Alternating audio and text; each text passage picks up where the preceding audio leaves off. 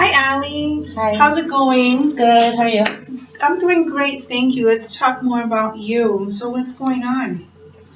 Well, I have a lot of unresolved feelings about, you know, transitioning from living with my grandparents to living with my parents when I was, 6 years old. Right. And so I just kind of want to talk a little bit more about how to deal with it and, kind of things that happened to me Okay. at that time period.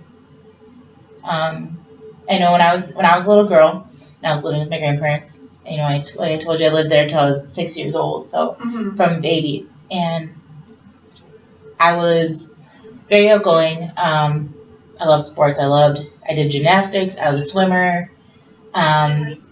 Straight A student. I was like that teacher's pet that everybody was like, oh my God. Sounds like you have lots of great qualities. Yeah.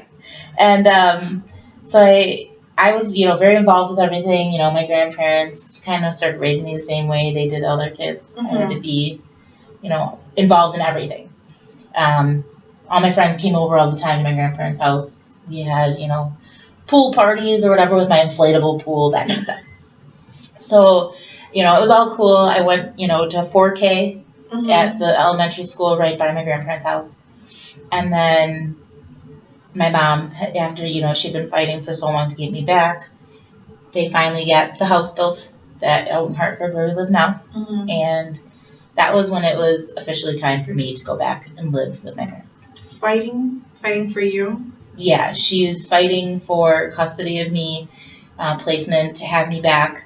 The social services had taken me away, and the courts had deemed my mom incapable of taking care of me. It was not a safe place. She was not financially stable. She didn't have a place for me to live. All that kind of stuff. Right. So she had to prove to the court system that she was financially stable, that there was a safe home for me to be in, that, I would have food and clothes and I would have a good education and all that stuff that my grandparents had been providing for me up until this point.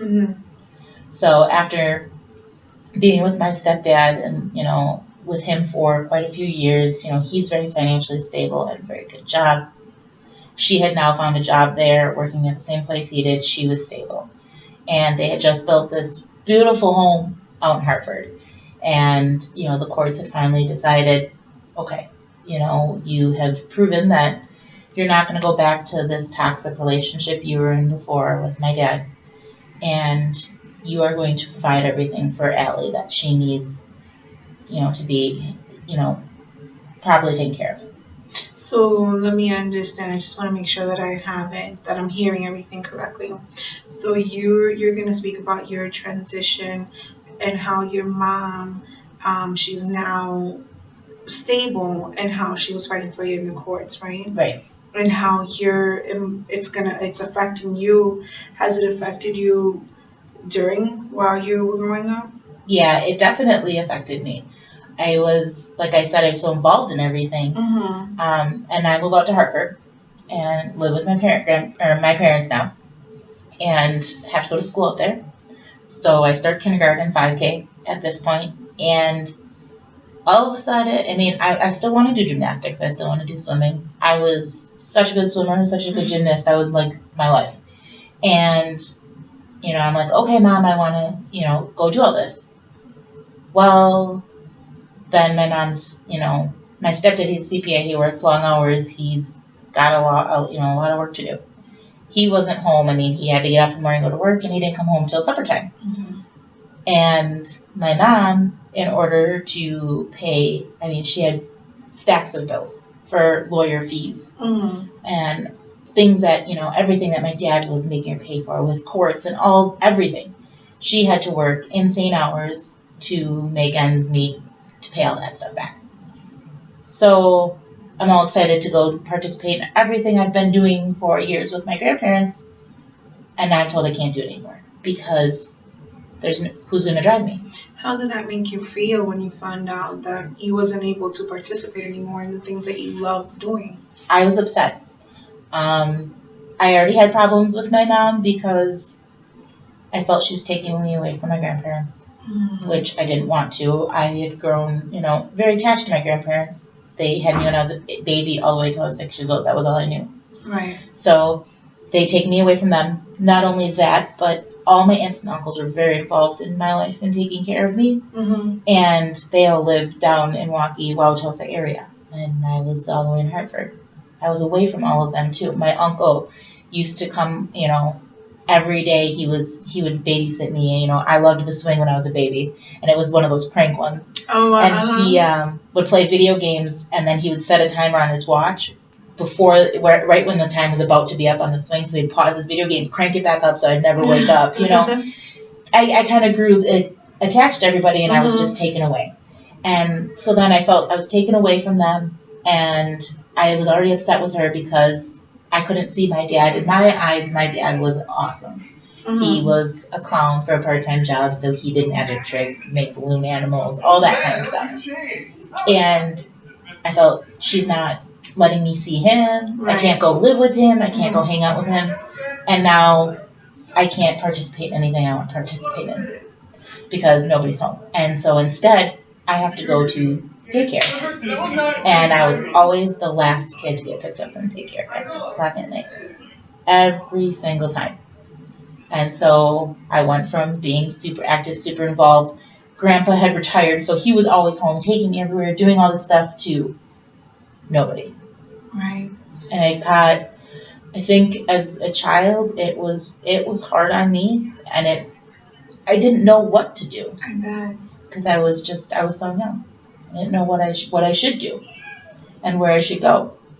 And I think that kind of started me, you know, getting me into being very independent and, you know, kind of relying on myself to entertain myself. Independent how? Well, I didn't have anybody to entertain me anymore. Mm-hmm. So I had to find ways to entertain myself because my parents weren't home. Entertainment? I didn't have, before my every day after school, you know, I'm doing gymnastics or swimming. Now what am I going to do? Right. So I had, the house next to me was an older couple, and the next one was a girl 1 year older than me, and the next one was 1 year younger than me. Mm-hmm. And us three, you know, became really good friends. And I started spending a lot of time after school with them because, you know, their parents were home, so we could hang out at their house. Right. You know, they'd make me dinner. It was fun. I kind of had family time again. And then, you know, I'd come home later before it was time to go to bed and didn't spend a lot of time because my stepdad typically wasn't home till after I was in bed. And my mom too. I mean, they'd get home pretty late. And so I started, you know, distancing myself, I guess, kind of from my parents and not having such a close relationship Sure. that a lot of people have with their parents. And that was kind of difficult for me to kind of see my friends, you know, so close with their friend, you know, their moms and dads and everything, and I didn't have that. I couldn't go home. And the biggest thing that was hard for me was my mom was very depressed. You know, she had been through a lot with my dad. You know, he was very manipulative of her, and he kind of really screwed her up. So she had a hard time transitioning herself, mm-hmm. and she was depressed a lot, and she was locked away in her room a lot. She cried a lot. She beat her anorexia and then became extremely obese. So she couldn't do anything anymore, you know, physically. She was exhausted. It was not a good scene. It sounds like both of you and your mom were going through this transition and trying to cope with everything that happened and is happening. Exactly. Did you try to communicate this with your mom? Speak to her about it? I did. I tried a lot.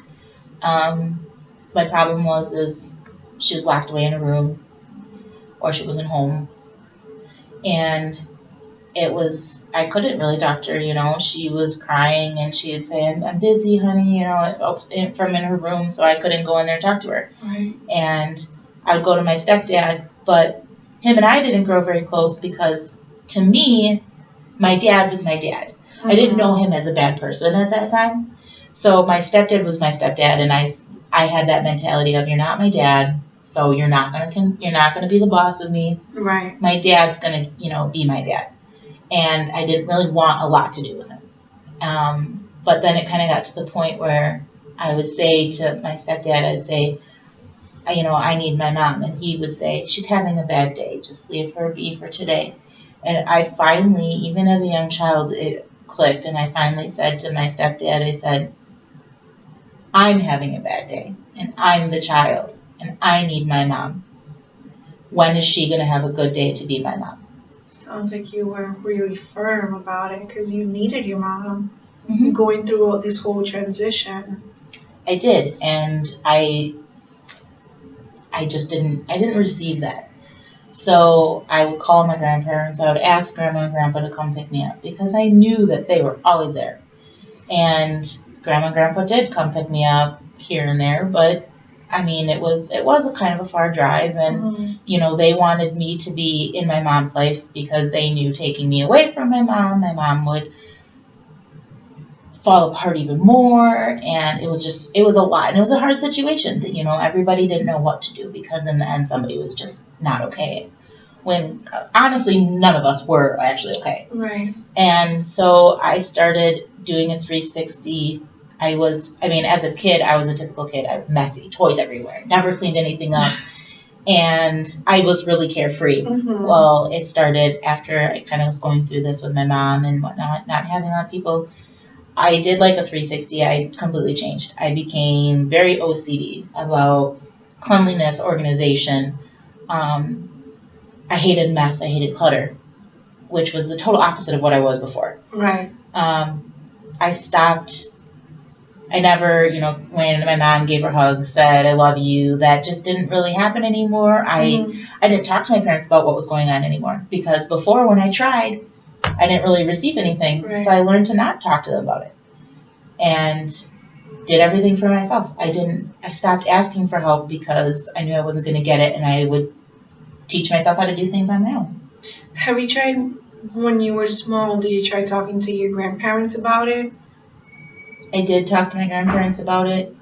I cried to my grandma and grandpa about it a lot, and my grandma and grandpa cried back because they knew that it hurt me, but they had no control. They had no way they could just have me back, and if they could, they would have taken me back in a heartbeat, but they couldn't do it. And so the only thing they could do was be there for me.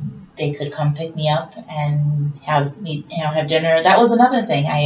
My grandpa's diabetic, and he's very strict on his meal times, and he has to have a perfectly portioned meal, and he's a German man, meat, potato, vegetable, every night at 5 o'clock. And then I go home, and nobody was there to make dinner. Nobody made dinner. My mom never made dinner. So I didn't know how to cook either, and a lot of it I would rely on my friends, parents to cook me something. Otherwise, I really didn't eat much. My parents always had the freezer stocked with TV dinners, and I learned how to microwave a TV dinner. And that was kind of where I really started learning to do things on my own. I stopped asking for help. I stopped thinking, I figured the best way to do anything was to just do it myself. If I don't know how to do something, I need to learn, because the people that were supposed to do that for me were my parents, and I couldn't. And everybody else in my family that I had before is now an hour drive away. And I couldn't just call them up and say, hey, I'm coming over, I'm riding my bike over, or whatever the case may be. Wait, so it sounds like we covered a lot in this session, how you transition from living with your grandparents to moving after years, living with them, and then now living with your mom, and how it's so different, and your coping skills. It sounds like you still need more sessions so that we can help you cope with in the future with things that might be, it could bring you back to what's going on in the past. So I feel that we still need a couple of more sessions regarding that. I agree. I think so. It would be helpful. Awesome. That sounds good. Well, thank you for coming to see me. Yeah, you're welcome.